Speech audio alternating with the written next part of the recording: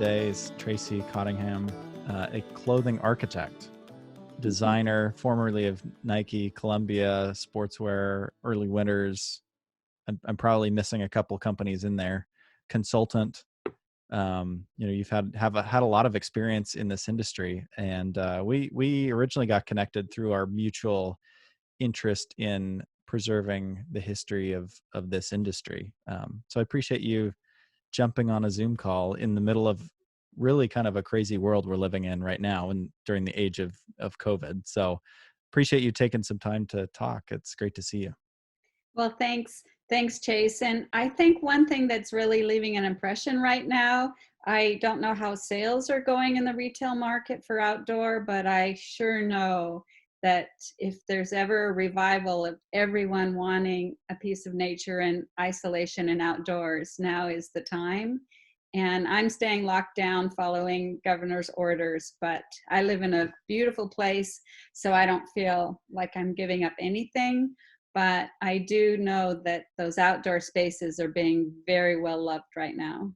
Well, I think you're right. I've talked to a few different people.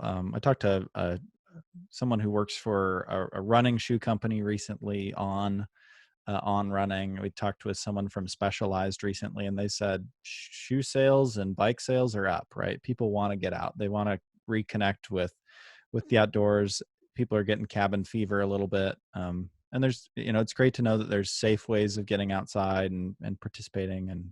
And, I think people are discovering new hobbies and people are trying to connect with the outdoors. I mean, we just talked a little bit off air about our both getting into chickens, right? So it just kind of seems like in general, people are trying to find ways to connect with nature in different ways. But I do want to put in a pitch at this time that the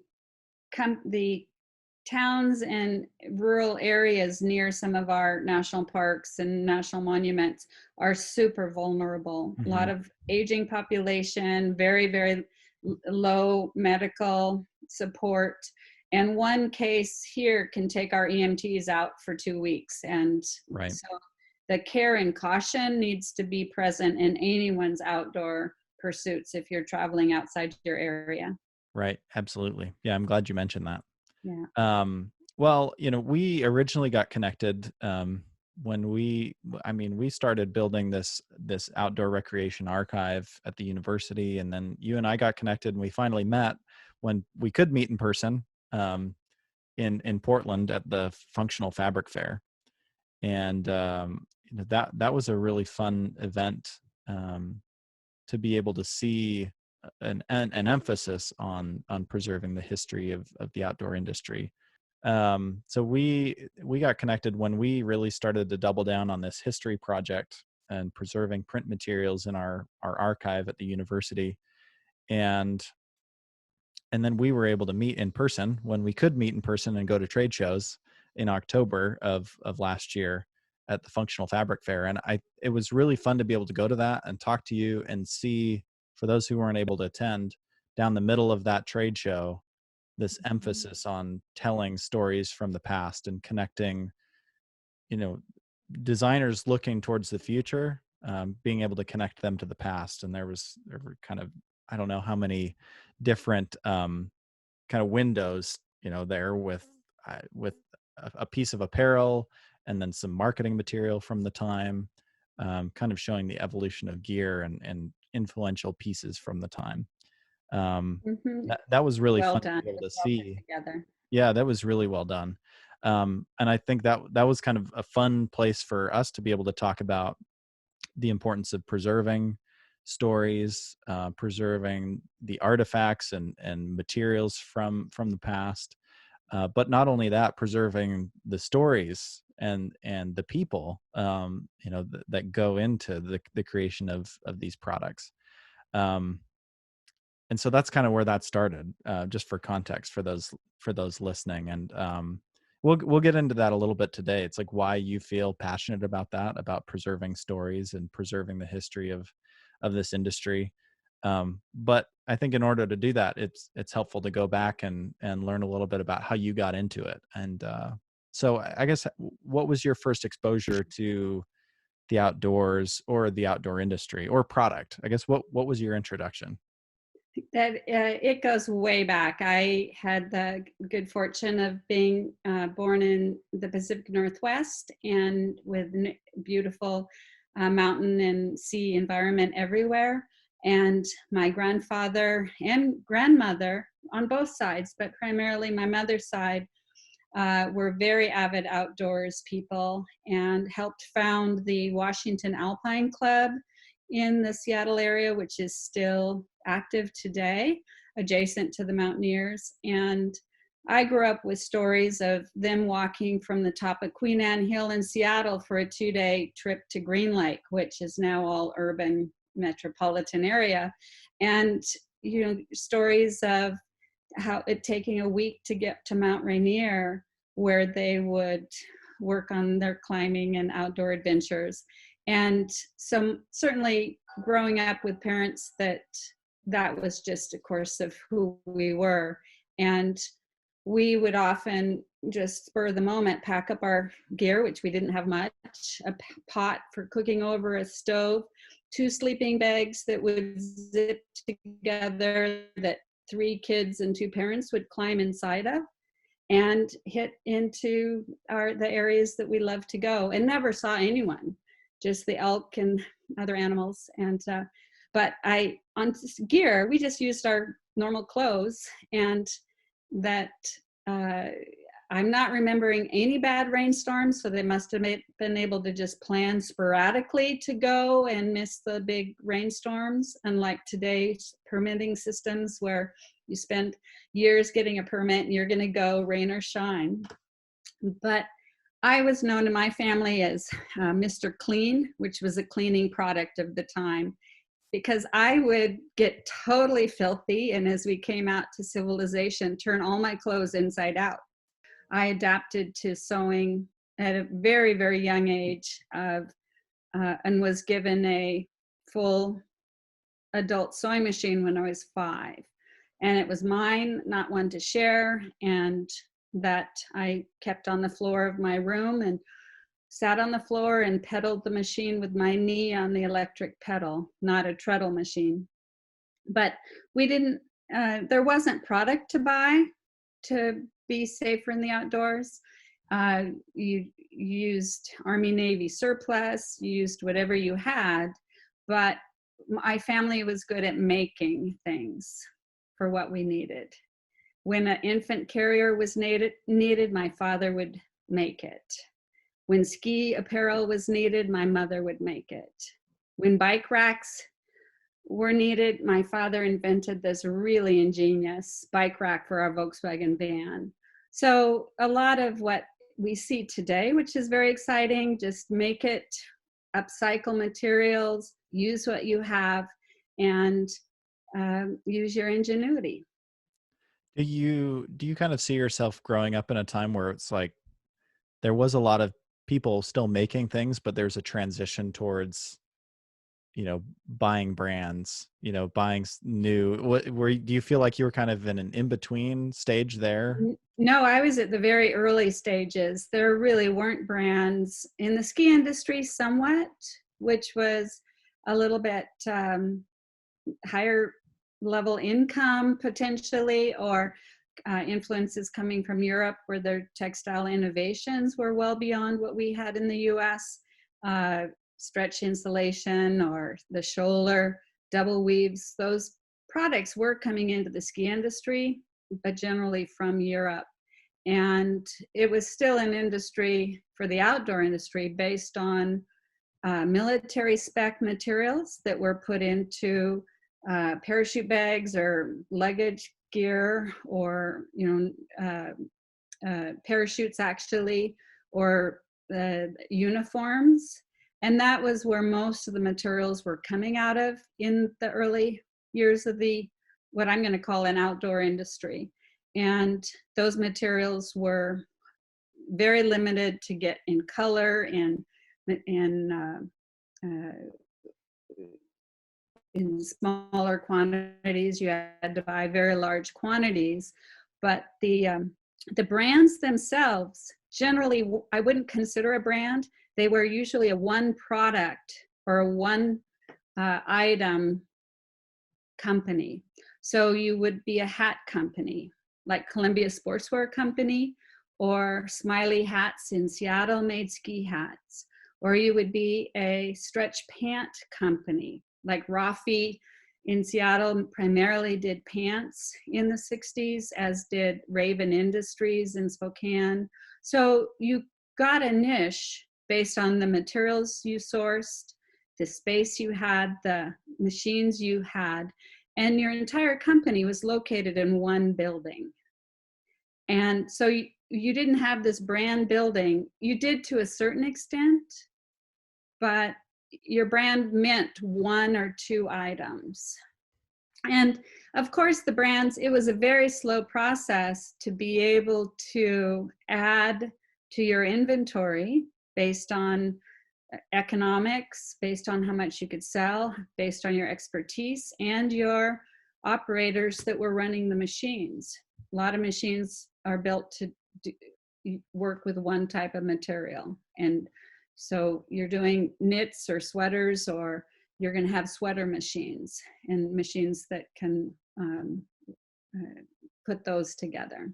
Well, it seems like that, I mean, just where the country was too, a company like Frostline Kits could still be viable, right? Because people had the skill set. Like, you were taught to sew. That was something that people largely knew how to do. So this was really, still, that, like you said, not a lot of brands really taking over, and brand being this, in the outdoor industry being this, being as powerful as it is today.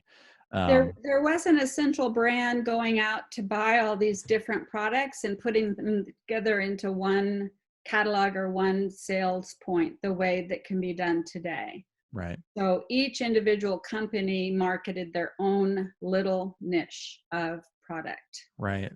So how did you discover that you wanted to design product? Was it poor experiences that you had with product? What was it that got you into product design?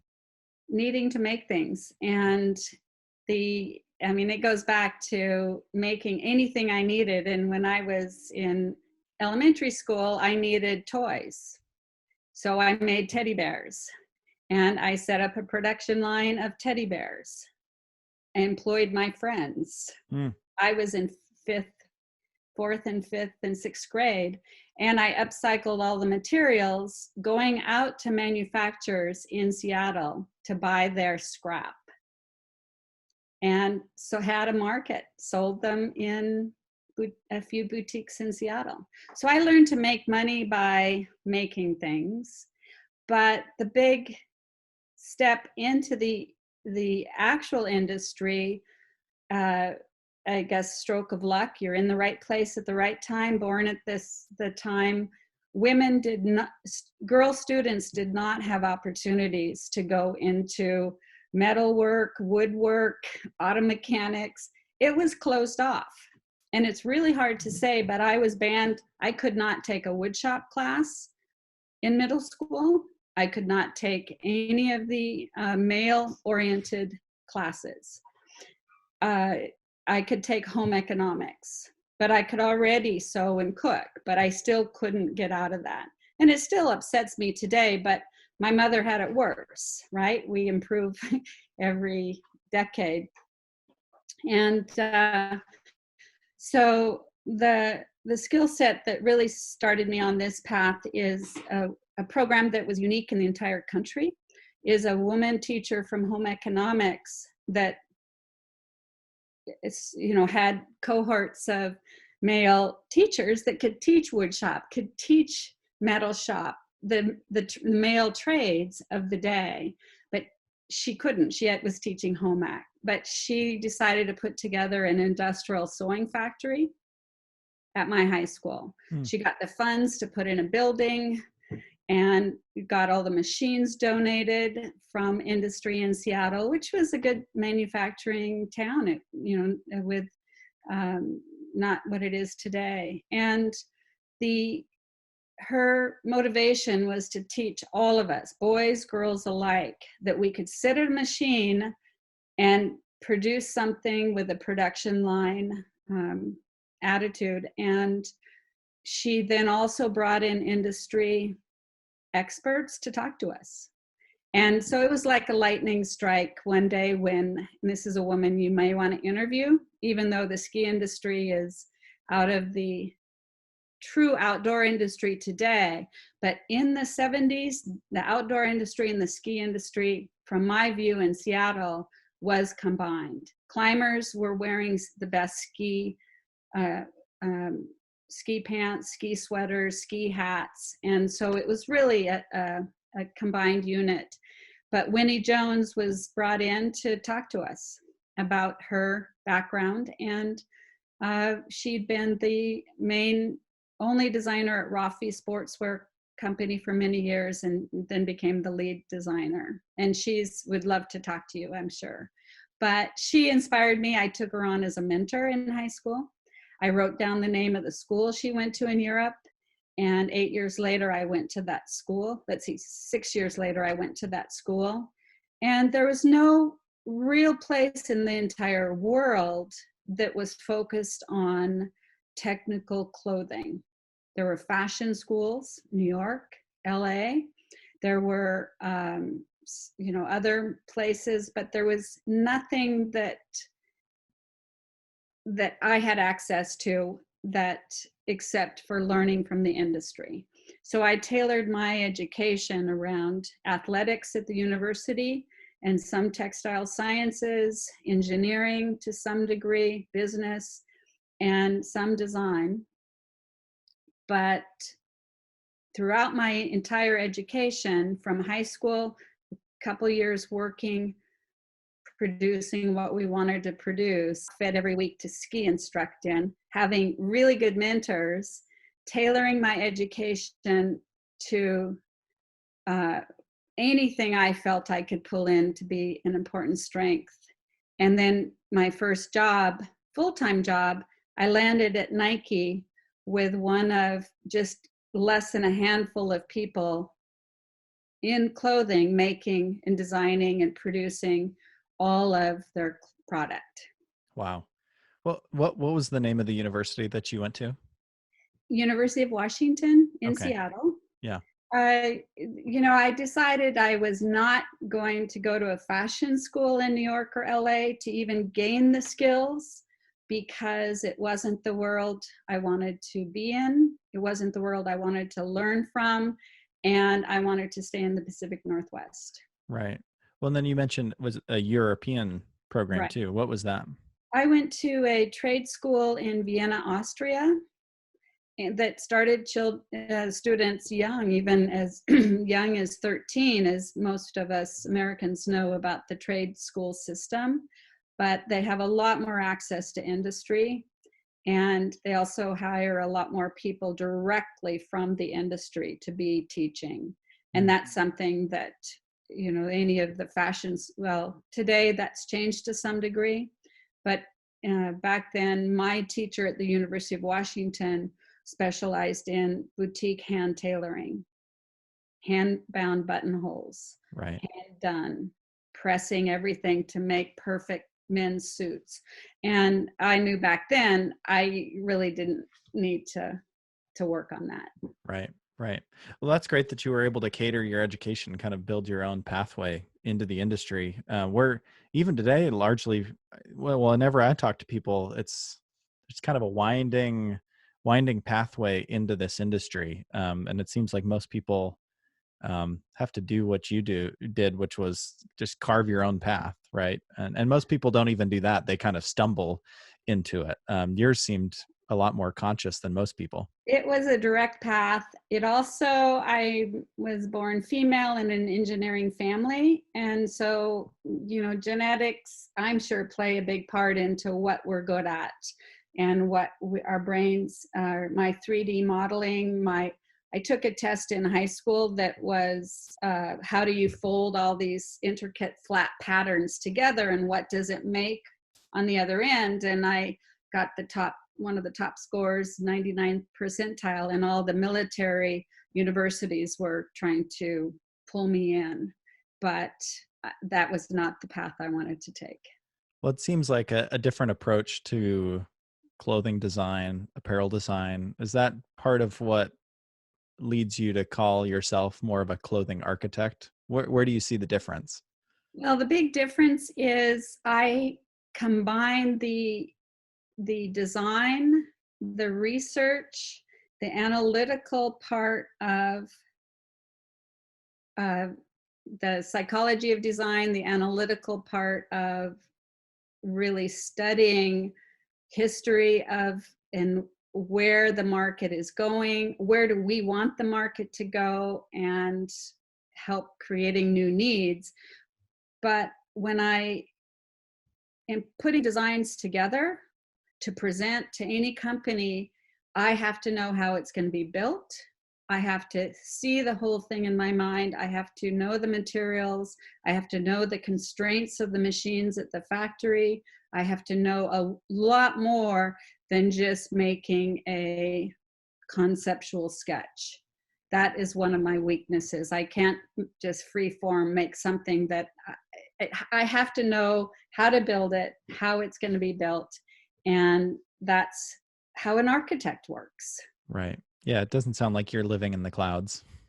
No, and I also, to make sure my ideas and products, once we have a concept that seems to be right that we want to produce or sample, the best success for me is to be able to do the blueprint, every part of the spec package, even detailed diagram drawings showing the ins and outs and layers and how everything goes together.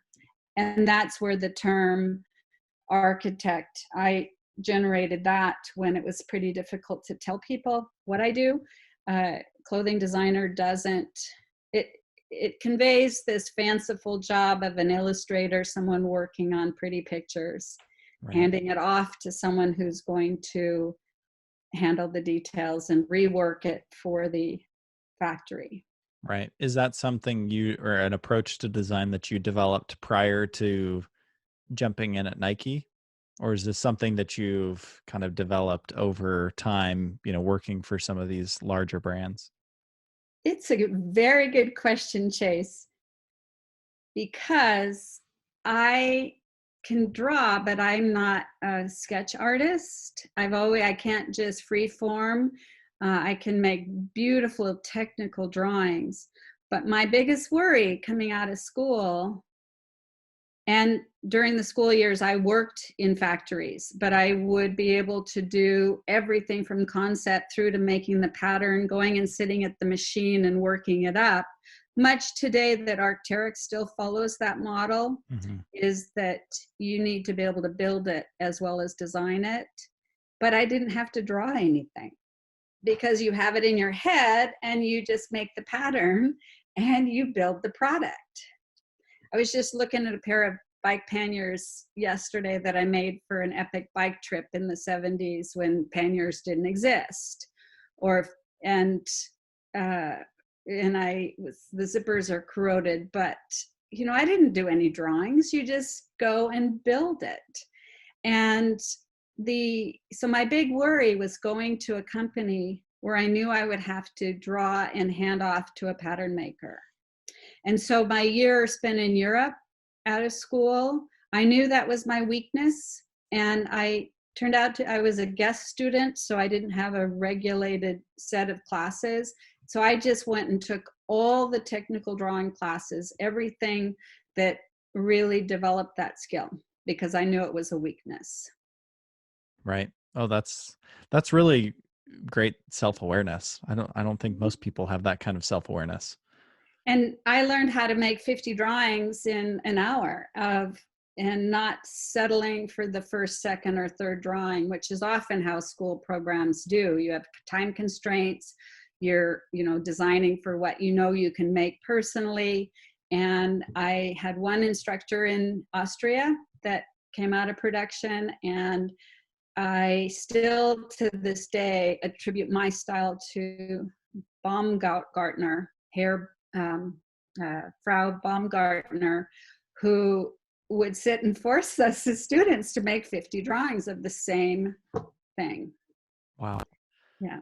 Well, I'm glad that you kind of gave that background. That gives me more of a glimpse into, I guess, just your approach and how different that is. You know, I like the comparison of that approach versus what people think a fashion designer does, right? The conceptual, the pretty pictures, and the outdoor. I think your approach lends itself so much more to the outdoor industry and performance and Hmm. function um, and really everything that you're saying. I was thinking of Arc'teryx when you were describing that. It's very much the approach there. What were those early days at or your time at Nike like? So you get the job. What was the role again, and what was the company like at that time? This was 80s. Early 80s. And I had a nice almost 6 years with them, and would probably still be there today, except for a large downturn they had in the mid to late 80s. And the the thing that I still carry with me today is we did not have the boundaries that most companies have today with certain jobs, and this is your area that you work in. Of course, we had areas we had to uh, can to look towards, but I don't know if this was a product of Nike or product of me.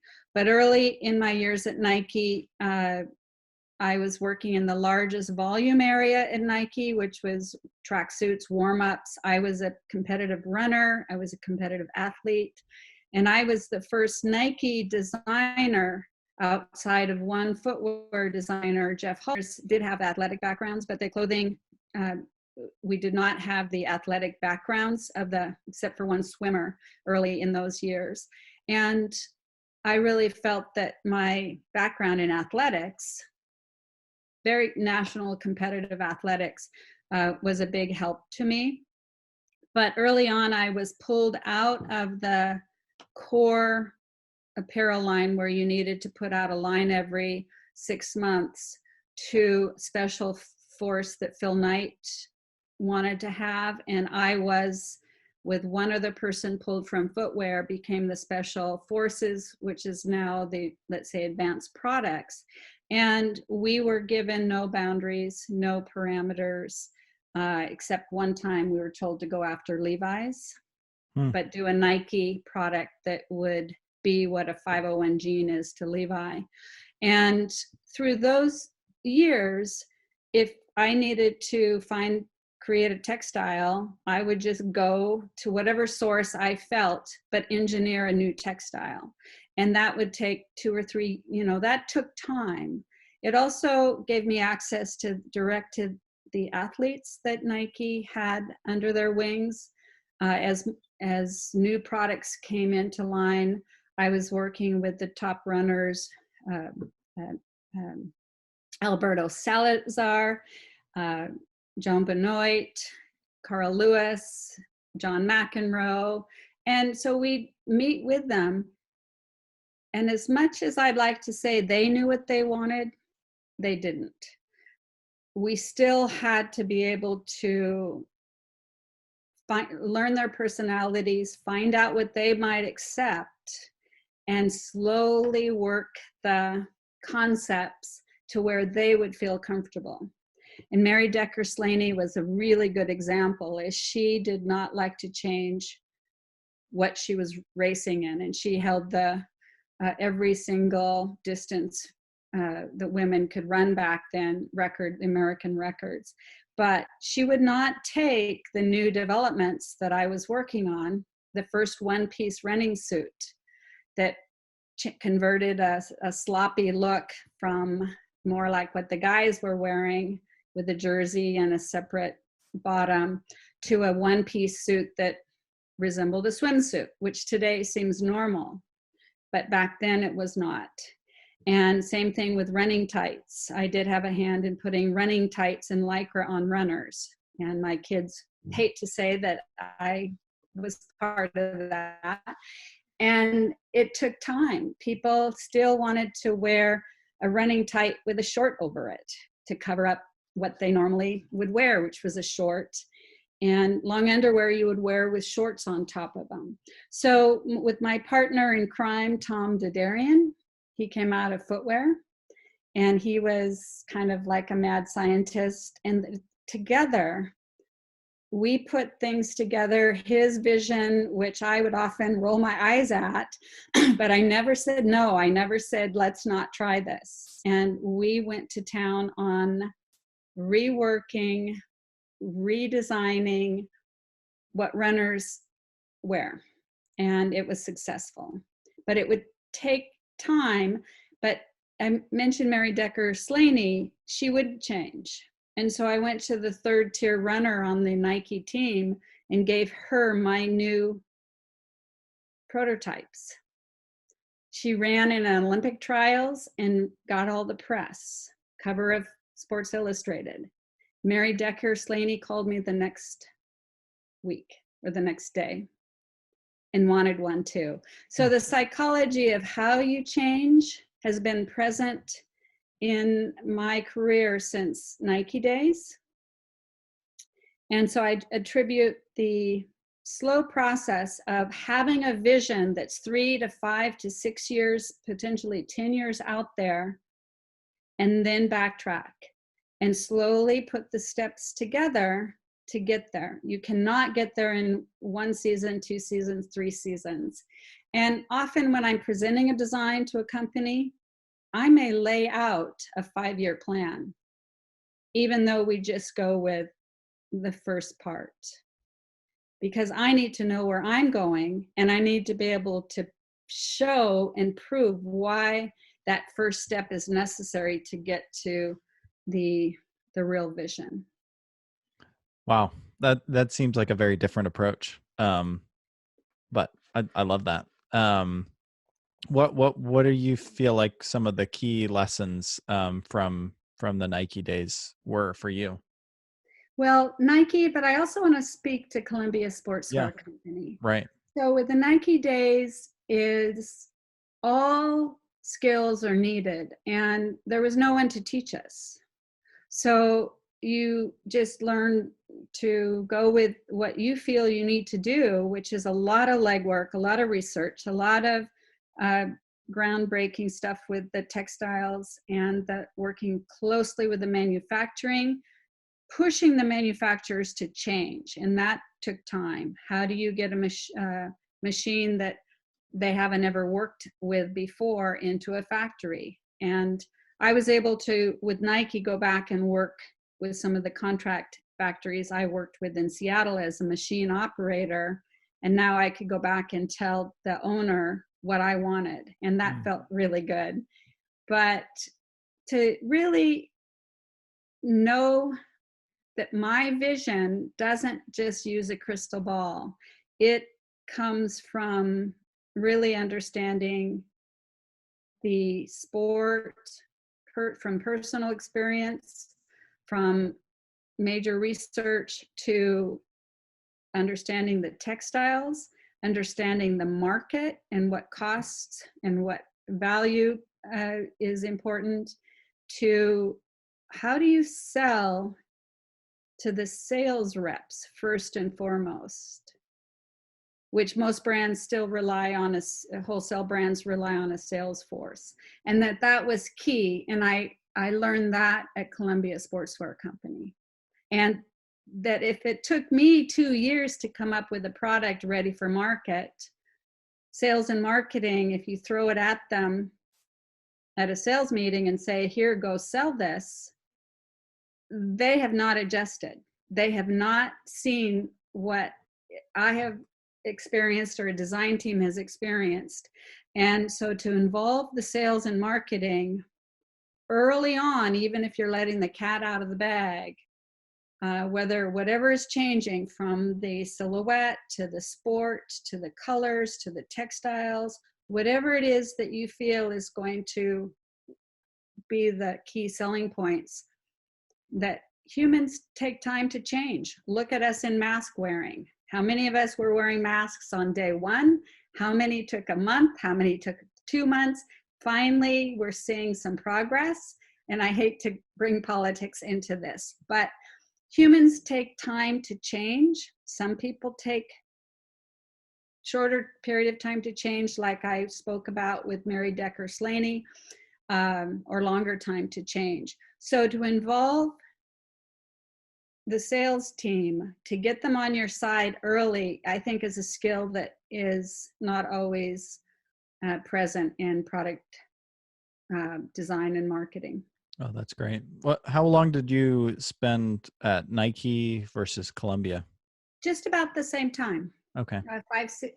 6 years each, and plenty of time where at Nike I started with just a couple of 3 people working. There weren't separate designers. We had sample makers and a sample shop in-house, which is great when I think back at that time. But you did everything. You did everything from A to Z to get that product to market. And so we didn't have assistants, we didn't have people. You took a project and took it all the way through to the manufacturing side. And same with Columbia. So I wrote every spec, I did every lab test. We could send it out, or we would have an internal lab at Nike to where I could go and watch them doing the tests. But in most cases, I still had to understand every test we were going to do. I had to do all the specifications, and this was done by hand. This was before computers. Right. What was your role at Columbia? I was the product designer, product developer for all categories. Wow. With hats, hunting, t-shirts, fishing, kids, men's, women's, sportswear, outerwear, everything. Jeez. How do you even do that? How do you cover all of those? Well, you don't have time to think too hard. You don't have time to overdevelop. And the huge success of Columbia during that time, which was its rocket ride to success, is we had 5 materials maximum in our outerwear line, and that included the lining and insulation. Right. Wow. And so we weren't having to go to using 100 different sources or 50 different sources, and therefore the price, once the volume started going up, no one in the world could touch Columbia based on price, based on our sheer quantity of those individual materials. This is something that I today have valued more than anything of what I've learned, that goes way beyond design. And then this goes back to Tim Boyle at Columbia Sportswear Company, his loyalty to his customers. And that his whole family has, but him in particular, that as Columbia soared to the top of the charts in volume and through the 80s and into the 90s, they never lost sight of who supported them through their really hard, lean years. And that was the Army Navy surplus stores. It was the low level tier of distribution. And they never, ever let that tier go, because they were so important. So the relationship building and the relationships that a brand has are more important than any product they build. Oh, that's great. Yeah, we're going to change pace a little bit. How did you start getting into, well, I guess, when did you start developing a love of the history of the industry and an appreciation and feeling a need to help preserve stories, or I guess what led you to that? And that's kind of, again, how we got connected, was this mutual interest in that. Well, history, if you don't have a love of history, and this goes for any topic, then you're going to repeat mistakes from the past.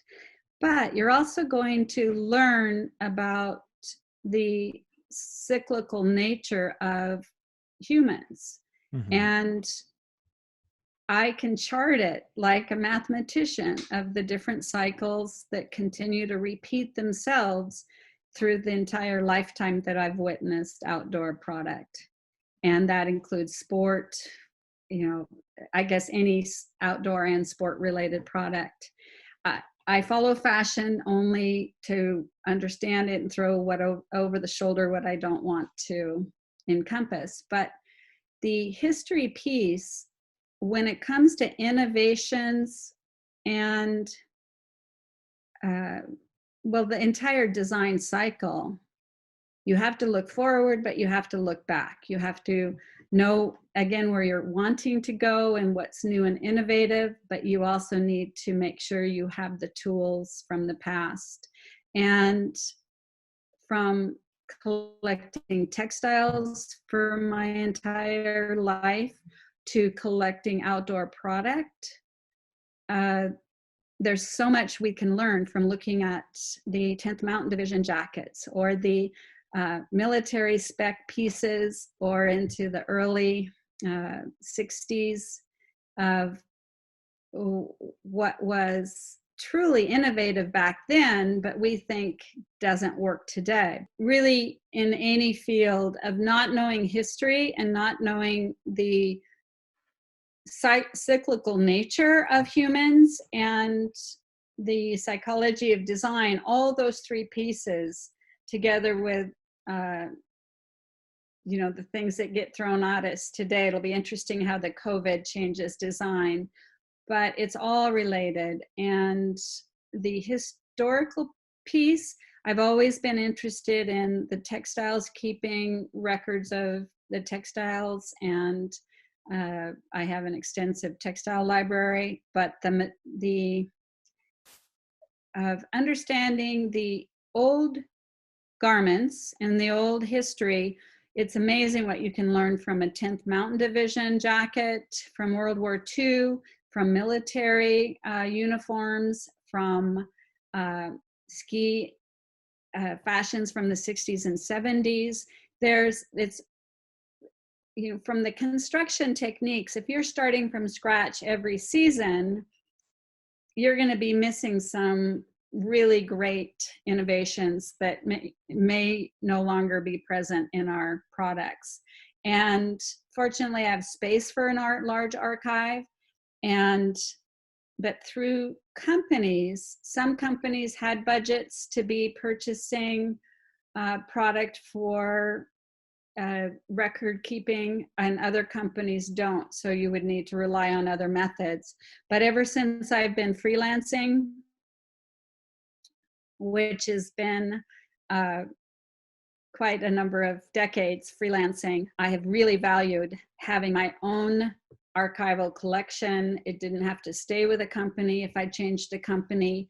And, I could pull out everything from the World War II garments all the way up to some of the first Arc'teryx garments that no longer have that much make in them, to many of the pieces that I've worked on that didn't make it.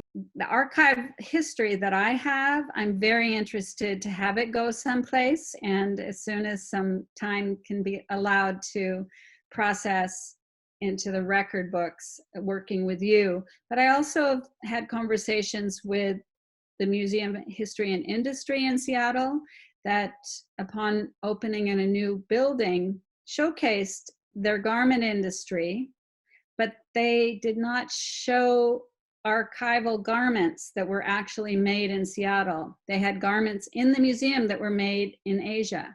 And so I took that point to the curator and said, that I have garments, I should be able to get to you.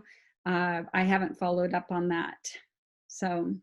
Well, I think, you and I both share that passion for preserving the items, the documents, the stories from the people. I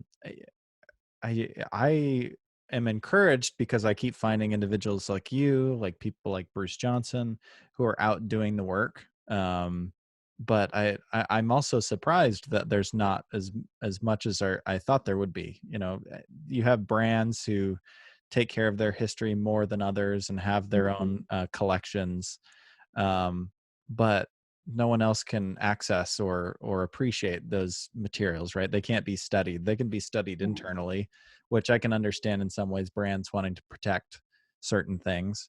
Um, but I think we both share that interest in how do we make these stories and lessons more accessible for people, whether Yeah. that is the item itself, whether that's an early sketch that someone could look at, whether that's, you know, a conversation like we're having right now. It's how do we make those stories more accessible for the next generation of designers who can, you know, hopefully develop an appreciation. You know, my fear is, you know, students going out into the industry and not knowing, you know, where the industry came from. I think they'll be better designers, better people for understanding where they fit within this larger story. And any archive that you are able to put together accessible to people out in the industry, because there are so many archives that, for lack of space, before computers even, were just trashed. And I witnessed some of that firsthand, and it was really upsetting that that archive wasn't valued. Right. Do you see a growing interest in archival work and preservation? What's your thought on from an industry perspective? Or are companies feeling some regret for throwing out their old archives? Is there renewed interest? What do you see from a company perspective, or even just from a consumer perspective? Seems like people like something that's heritage, that has a history, but people also like something that's brand new at the same time. Where do you see things kind of shaking out? Well, I do believe that there's a lot of changeover in companies, from companies being purchased or changeover of people. And as an example, Mammut in Switzerland has gone through a whole upturn with management and with people, like almost 100% turnover. And therefore, the history is, no one is there holding the strings to the past, and that's a worry, but they don't seem to care. And I may be misspeaking because I haven't worked with both entities, but I'm assuming going forward that they do want a new look, they do want a new marketplace and a new customer base. And so Moonstone did something similar in the 90s. Is the company was purchased by a run of like 4 different companies in a series, not like 4 and 5, or I forget how many years apart. But that's the archive I was referring to, was just out in a warehouse that was going to be just destroyed. And yet you can't, as an employee or a freelance person, take materials home. That's stealing. You know, you can't go and rescue things. You're not in a position to do that, but you're in a position to witness that that didn't feel good. So I can't really speak across the broad spectrum, but I do know as companies change ownership, there's often a severing with the past. So with that Moonstone collection, it's interesting you brought up Moonstone, because Bruce Johnson and I were actually just talking about the Arcata, California companies, and Moonstone being one of those that came out of Mm-hmm. that region.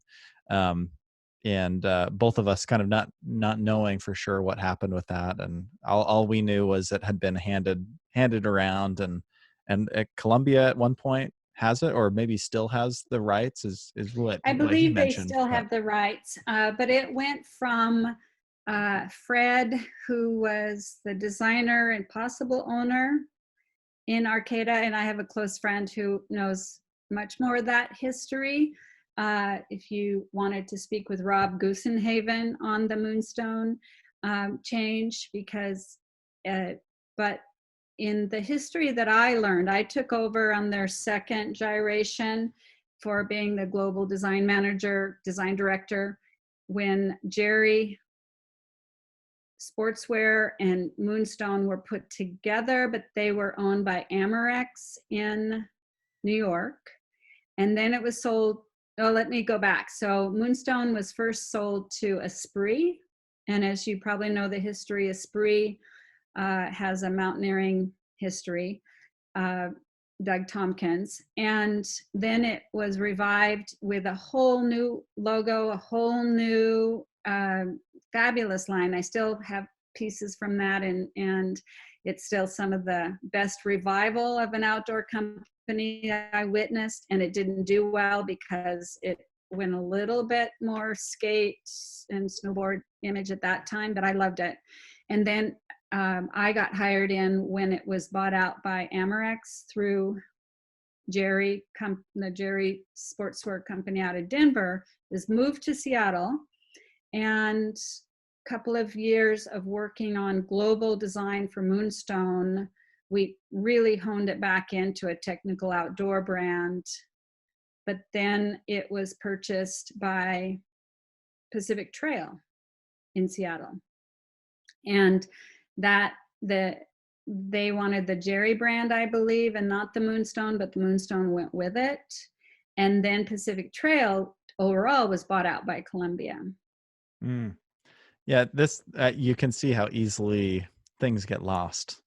What Exactly. when brands are passed around and bought and sold, and which is And so, unfortunate, especially yeah, where when the founder is separated from the brand, there isn't that affinity for the stuff, right? The right. material. So, and that's where we come in, at a university level or a museum. Hopefully we can be a resource to prevent some of that from happening in the future.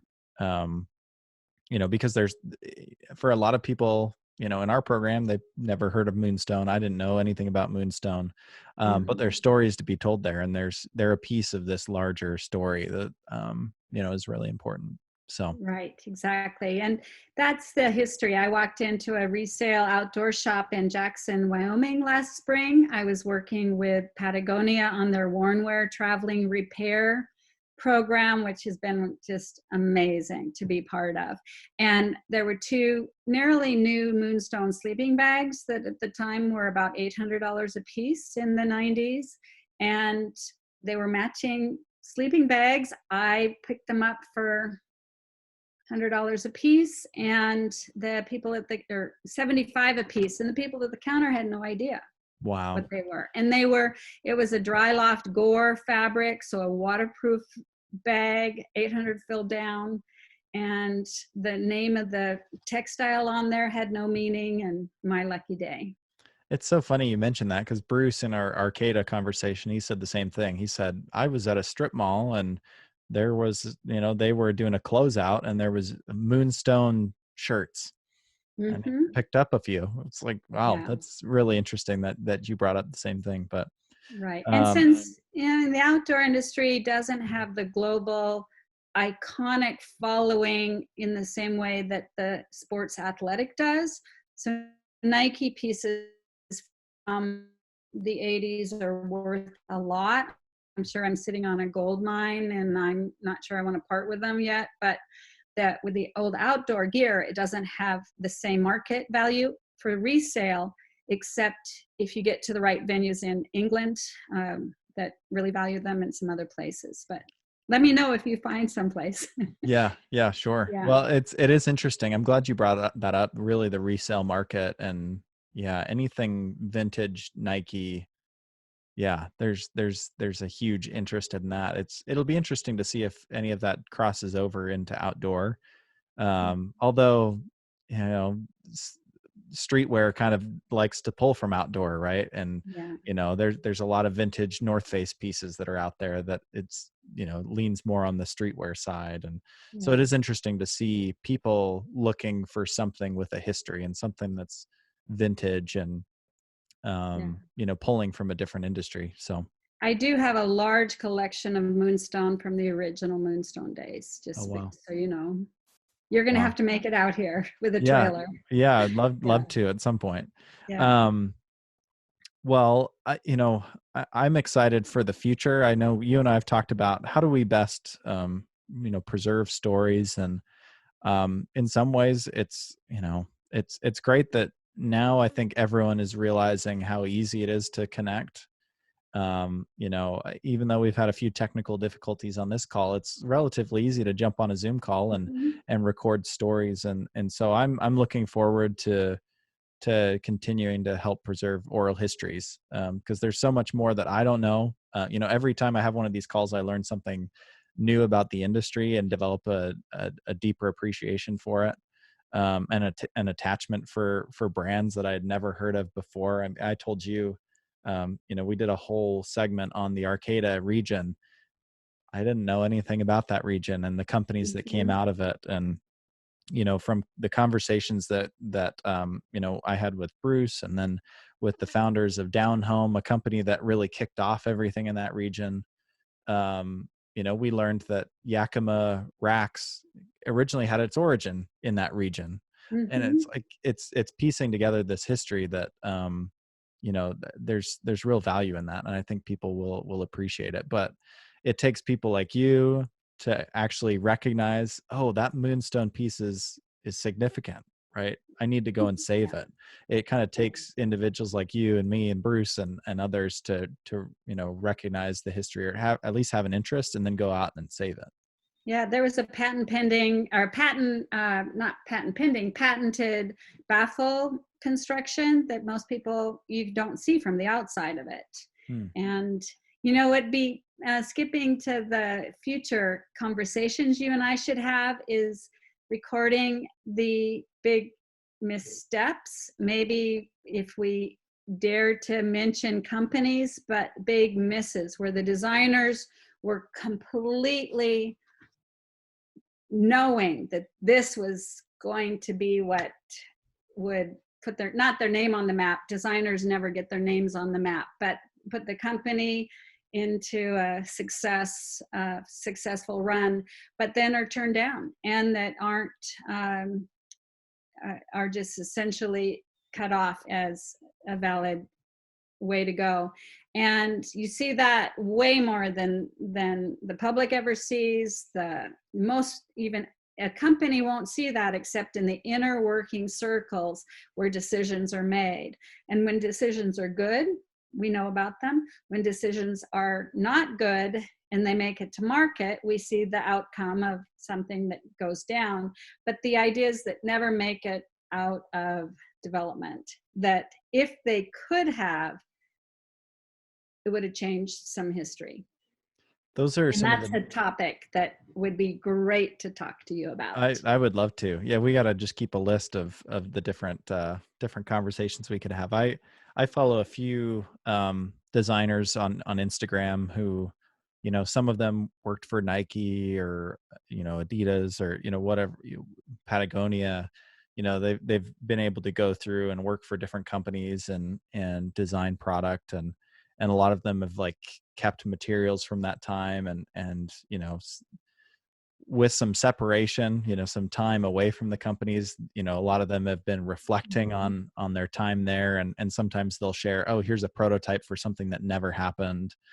You know, I'm with you. It's those stories are especially interesting, as you see, oh, what was the thing that almost was, and those stories Right. don't. And it's the, yeah, it's the outtake product if we can find a piece. I do have a lot of outtakes, but it also is the story of why it wasn't accepted. Right, That I yeah, still feel I still have a job at Nike if it had gone through, that sort of thing. right, totally. No, I love that. And the other piece that, and we can stop taping if you like, but the resources, like the zipper card in the 80s had 18 colors on it. That was it. And before that, even, you know, it was 10 colors, then it was 2 colors. And that I still know all those 18 color numbers, Hmm. that you couldn't get any other color, that wasn't possible. And you had to order your zippers before you designed the product, before you knew where the zipper was going to, because the zippers took the longest to order of anything. So I was doing work with Sierra Designs on their entire new outerwear line in 1998, 99, but I had to place the order for all the zippers, the zipper lengths. as well as the color before we had anything else decided. That's a whole nother conversation that would be really interesting, right? It's like the tools of design and the Mhm. evolution of the tools and the resources that were available over time. There's Yeah, a whole lot of different avenues that we could take this, but I think yeah. that's, I think there's so much value in that. And I think in some ways, it's, I've been talking to a lot of people, especially during COVID, and they've been reflecting, right? It's like they've Mhm. been sitting still. They're in now at home. They're opening up the old boxes of stuff from the company that they worked for, and they're thinking about that time.